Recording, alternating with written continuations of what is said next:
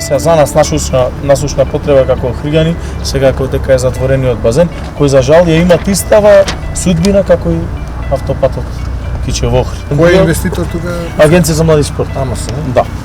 И изведувач некоја фирма беше. И што е причината?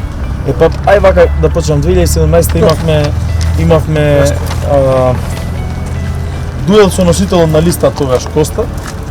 И тој викаше дека ова никогаш не можело економски одржливо, покасно игроначално, дека немало економска одржливост и така натаму и требало да се размислува веќе по започнатата градба, пошто ги имаше контурите 2017, мислам на вака како што е изградено, покасно само се додадува некои детали на фасадата, дека требало да бидат болници или во некоја таква форма. Само јас сакам да напоменам дека ние за спортот се обврзавме 1 денар, кој што е од зголемената акциза како фонд, да го вратиме назад во спортот. 1 денар за образованието и 1 денар за културата. На 1 денар, по 1 денар значи некои дополнителни 16 до 18 милиони евра на годишно ниво, кое што во моментот ги нема.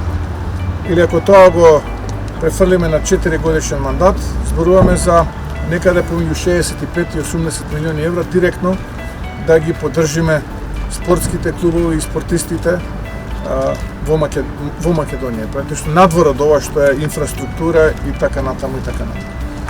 Сега тие пари завршуваат во тендери и во договорни услуги.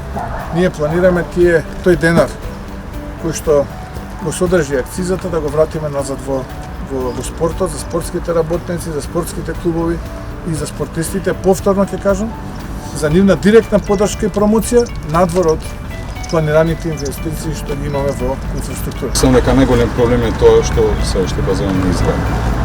Не би требало тоа да е проблем, ако не е проблем да се фрла 200 милиона, а шајка да не се заклова за проект кој што никој не го гледа. Еден од проблемите со кои се срекаваме, а кој зависи директно од самите закони од владата, е проблемот со обезбедување на дозволи за престој на спортистите странци.